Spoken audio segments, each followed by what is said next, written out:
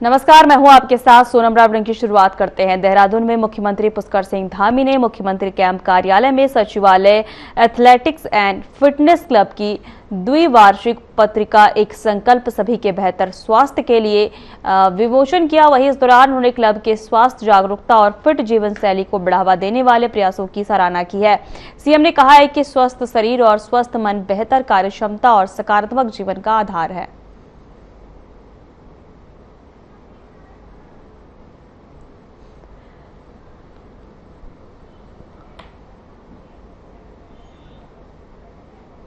लालकुआं के बिंदु खतार क्षेत्र में रेलवे ओवरब्रिज निर्माण का मुद्दा एक बार फिर चर्चा में है। आपको बता दें कि क्षेत्रीय लोगों का कहना है कि वर्षों से ओवरब्रिज की मांग की जा रही है, लेकिन अब तक मामला केवल घोषणाओं और आश्वासनों तक ही सीमित रहा है।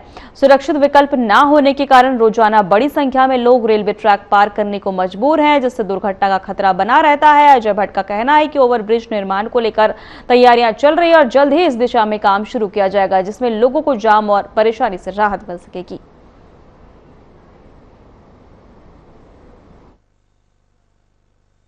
ओवरब्रिज के लिए लगे हैं। ये भी परेशानी पता है कि जब लोगों को मजबूरी में क्रॉस करना पड़ता है यहाँ से, तो उनके ऊपर केस भी चल जाते हैं। वो नियम है।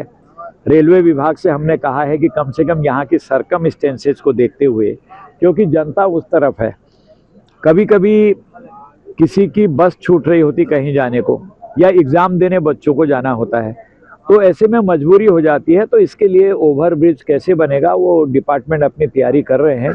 अगर उससे कोई हानि नहीं है, कहीं पर परेशानी नहीं है, हम लोगों को एक अच्छा रास्ता मिल जाएगा, तो उस पर भी विचार किया जा रहा है।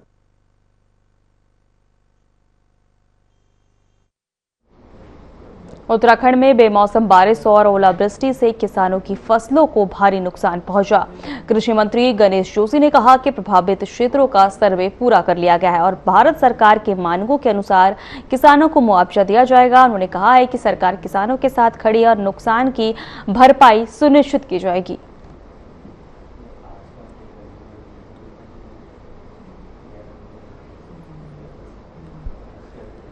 बारिश से हमारी फसलों को नुकसान हुआ है। लगभग 8.400 हेक्टेयर में जो 33% से अधिक है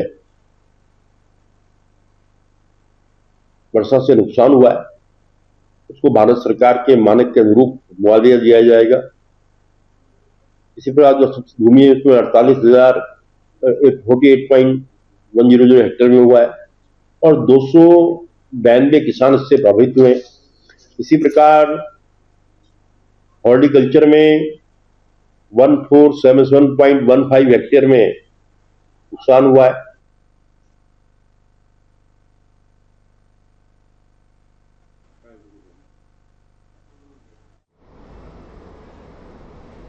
बीजेपी प्रदेश अध्यक्ष महेंद्र भट्ट ने कांग्रेस पर तीखा हमला बोला। उन्होंने कहा कि कांग्रेस ने लगातार गुटबाजी बढ़ रही है और प्रदेश प्रभारी के उत्तराखंड दौरे के दौरान पार्टी में भगदड़ जैसे हालात बन जाते हैं।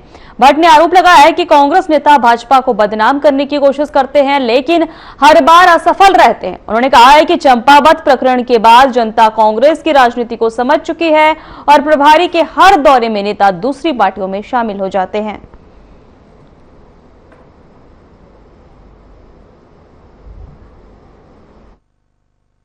कांग्रेस के हर प्रभारी के दौरे के बाद टूट होती है, इसलिए ये संकेत भी आ रहे हैं कि इस दौरे के बाद भी बड़ी टूट कांग्रेस के अंदर होगी। इस तरह की आप लोगों की क्या तैयारी है?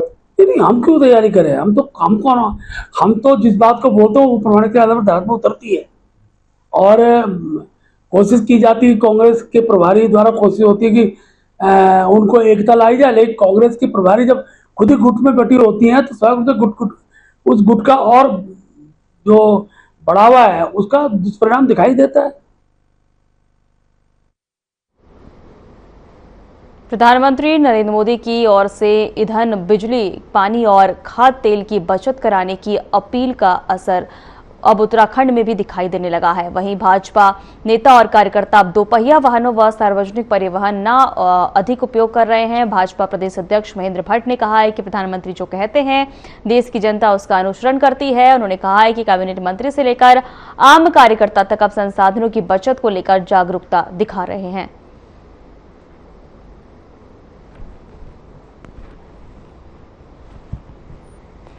देश के प्रधानमंत्री जब किसी बात की अपील करते हैं तो देश हित में होती है, और देश हित की अपील को, प्रधानमंत्री की अपील को भारत का एक नागरिक मानता है। हमारी सरकार ने भी निर्णय लिए हैं इस प्रकार से ऊर्जा की बचत की जाए। उस दिशा में मुख्यमंत्री जी ने कल गाइडलाइन भी जारी की है। कार्यकर्ताओं से हमने अपेक्षा की है कि हमारे कार्यकर्ता भी जितना सीमित हो सके डीजल का खपत को थोड़ा कम करना है, और एक प्रकार से हम क्या उसमें योगदान कर सकते हैं उस दिशा में हम सबने आह्वान किया है। अनेकों कार्यकर्ता ने उस बात को स्वीकार भी किया है।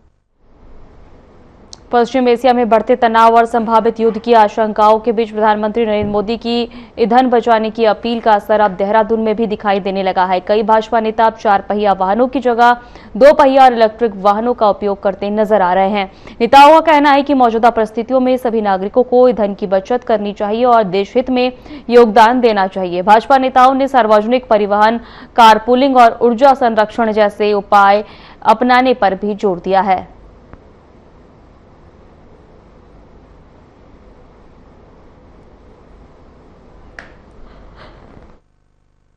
पूरे देश की जनता से आह्वान करता हूं, माननीय प्रधानमंत्री जी के निर्देश पे हम सबको विदेशी मुद्रा बचानी चाहिए। जितना हो सके कम से कम खर्चा करें।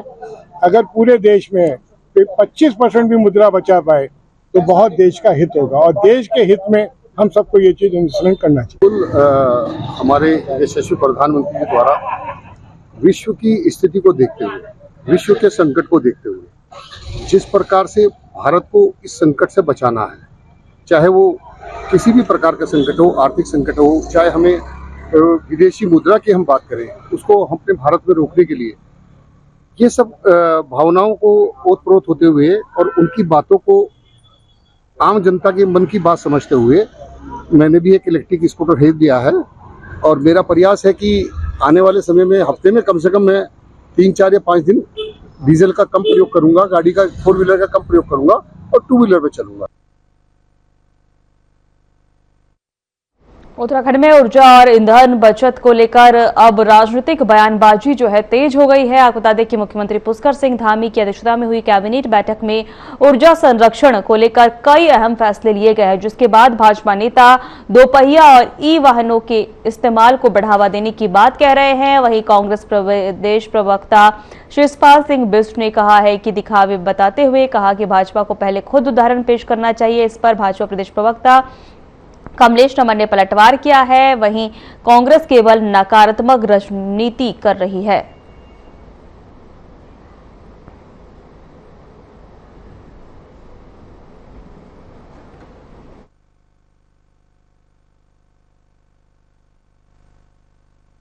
कैबिनेट में कई फैसले लिए गए हैं। अब देखने वाली बात ये होगी कि कैबिनेट के फैसले कैसे ये सरकार धरातल पर उतार पाती है, क्योंकि अभी 2 दिन पहले हमने देखा कि प्रदेश के एक कैबिनेट मंत्री बिना जो है पॉल्यूशन सर्टिफिकेट वाली और बिना जो है इंश्योरेंस वाली स्कूटी पर जो है चल रहे थे और पीछे 16 गाड़ियों का काफिला उनके चल रहा था।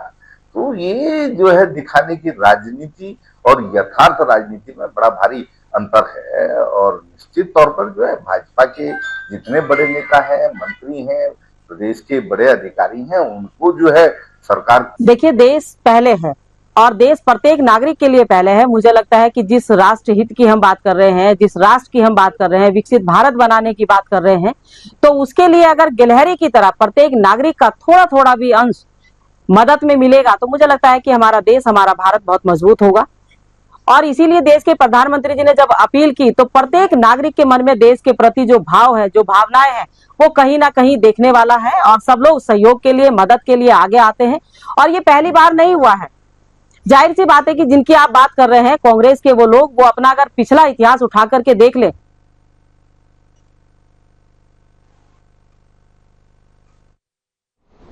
पीएम की देशवासियों से गैस और ईंधन की जरूरत के अनुसार इस्तेमाल करने की अपील की है। वहीं इस पर देहरादून के भाजपा प्रदेश प्रवक्ता कुंवर जपेंद्र सिंह ने कहा है कि भारत का व्यापारी वर्ग हमेशा देश हित में सरकार के साथ खड़ा रहा है और आगे भी देश हित में अपनी भूमिका निभाएगा।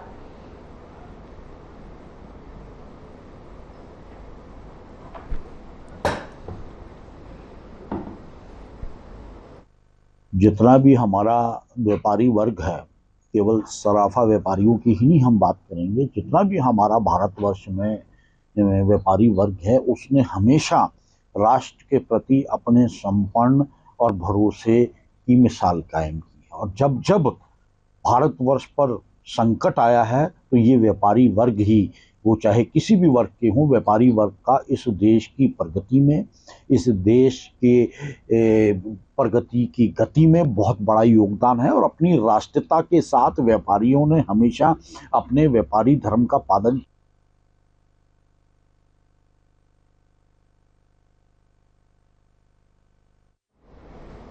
देहरादून में भाजपा विधायक विनोद चमोली ने कांग्रेस पर बड़ा हमला बोलते हुए कहा कि पार्टी में विस्फोट हो चुका है और वह गुटबाजी से घिर गई है। उन्होंने आरोप लगाया है कि कांग्रेस में टिकट और प्रदेश अध्यक्ष पद को लेकर पैसों का खेल हुआ है। साथ ही पूर्व मुख्यमंत्री हरीश रावत पर निशाना साधते हुए कहा है कि कांग्रेस के अंदर नेता एक दूसरे से वर्चस्व की लड़ाई लड़ रहे हैं और अपनी अंदरूनी कला छिपाने के लिए भाजपा पर आरोप लगाए जा रहे हैं।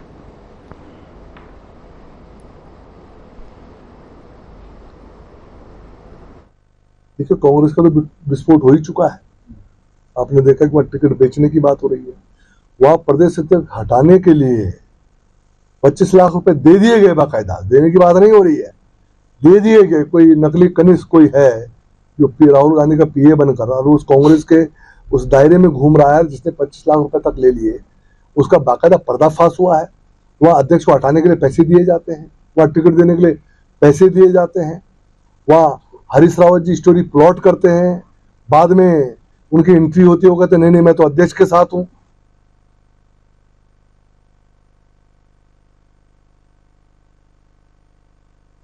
देहरादून में आयोजित प्रेस वार्ता में कांग्रेस नेता आलोक शर्मा ने नीट परीक्षा में कथित पेपर लीक मामले को लेकर केंद्र सरकार और एनटीए पर तीखा हमला बोला। उन्होंने कहा कि एनटीए लगातार परीक्षाओं में संचालन में विफल साबित हो रही है, फिर भी उसे बड़े एग्जाम की जिम्मेदारी दी जा रही है। कांग्रेस ने पूरे मामले की सुप्रीम कोर्ट की निगरानी में सीबीआई जांच कराने के, एनटीए का ऑडिट कराने और केंद्रीय शिक्षा मंत्री को हटाने की मांग की है। पार्टी का आरोप है कि परीक्षा व्यवस्था खामियों से छात्रों का भविष्य प्रभावित हो रहा है।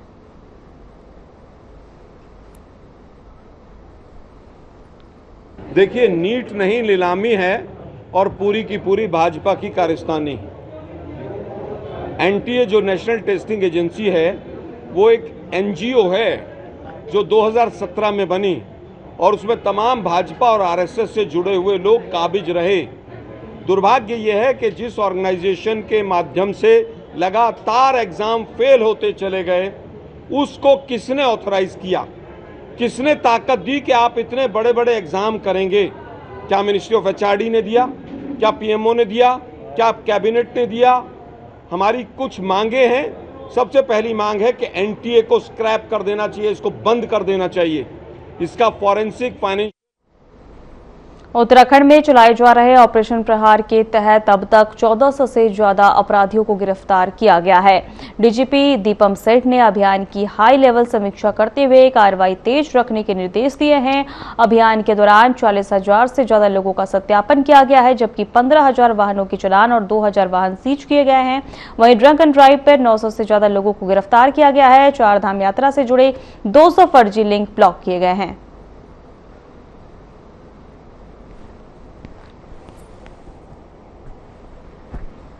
देहरादून में स्वास्थ्य सेवाओं को लेकर बड़ा खुलासा हुआ है। मुख्य चिकित्सा अधिकारी डॉक्टर मनोज शर्मा के अनुसार जिले में 2,590 अस्पताल पंजीकृत हैं, जबकि 600 अस्पताल बिना रजिस्ट्रेशन के संचालित हो रहे हैं।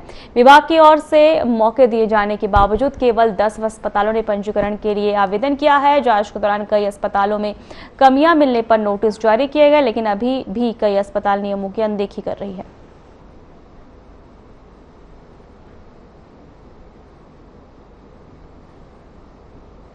क्लिनिकल एसोसिएशन एक्ट में कोई भी अगर कोई क्लिनिक चलाता है, अस्पताल चलाता है, कोई भी मेडिकल प्रैक्टिस करता है, तो उसको क्लिनिकल एस्टिमेशन एक्ट में रजिस्ट्रेशन कराना जो है वो आवश्यक होता है।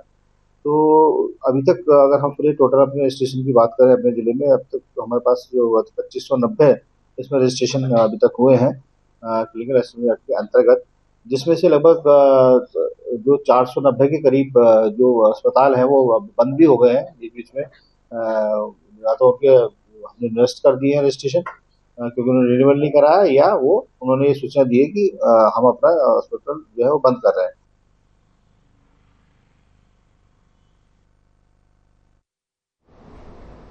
नीट परीक्षा लीक मामले को लेकर हल्द्वानी में छात्रों ने जोरदार प्रदर्शन किया है। वहीं पीजी महाविद्यालय में एनएसयूआई कार्यकर्ता और छात्रों ने सरकार के खिलाफ नारेबाजी करते हुए पुतला दहन किया। प्रदर्शनकारियों ने कहा है कि लगातार हो रहे पेपर लीक से मेहनती छात्रों और भविष्य प्रभावित हो रहा है। छात्रों ने परीक्षा प्रणाली पारदर्शिता पर सवाल उठाए हैं। वहीं निष्पक्ष जांच की मांग की तो उसके खिलाफ कड़ी से कड़ी कार्रवाई की मांग की गई है।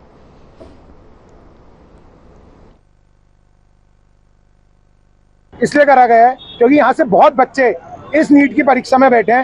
नीट की परीक्षा जैसा कि आपको पता है राजस्थान में इसका पेपर लीक करा जाता है, जिससे 22 लाख बच्चों का उसमें गरीब श्रेणी का बच्चा है, अमीर श्रेणी का बच्चा है, हर श्रेणी का बच्चा है, उसका भविष्य बर्बाद हो गया है। किसी के माँ बाप किसान है, किसी के पिता ऑटो ड्राइवर, किसी के कुछ है, आज उसका भविष्य अंधकार में डाल दिया है। अंधकार में डाला इस एनडीए ने, और एनडीए जो चलाती है वो है हमारी सरकार यानी भाजपा सरकार। और जिस सरकार ने एक पेपर लीक नहीं 84 पेपर लीक कर चुकी है। देखिए, आज बहुत दुख और आक्रोश का विषय है कि हमारे देश में एक प्रतिष्ठित जो नीट का पेपर है वो एक बार और लीक हो गया है।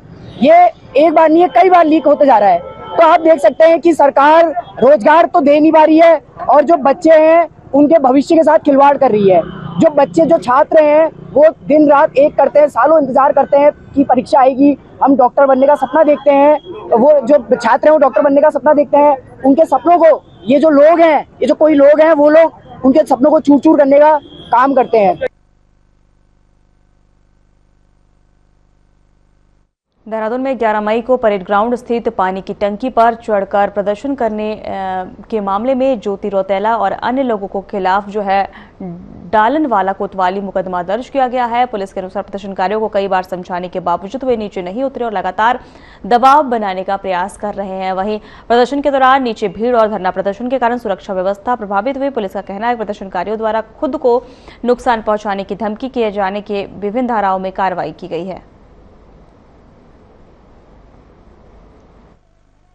दिनांक 11 मई 2026 को श्रीमती ज्योति रौतेला उत्तराखंड कांग्रेस महिला प्रदेश अध्यक्ष और नरसिंह एकता मंच के 4 लोग परेड ग्राउंड स्थित पानी की टंकी पर अनाधिकृत रूप से चढ़ गए और उनके द्वारा अपनी मांगों के संबंध में दबाव बनाने के लिए लगातार शासन प्रशासन पर दबाव डाला गया। काफ़ी अधिकारियों द्वारा उनको मौके पर पहुँचकर समझाने का प्रयास किया गया, लेकिन वो नहीं माने। इस बीच नरसिंह एकता मंच के अन्य जो पदाधिकारी थे, अन्य जो सदस्य थे, उनके द्वारा टंकी के नीचे बैठकर धरना प्रदर्शन शुरू किया गया। शासन और प्रशासनिक अधिकारी लगातार कई दौर की वार्ता उनसे की गई, लेकिन उनके द्वारा नीचे उतरने से मना किया गया।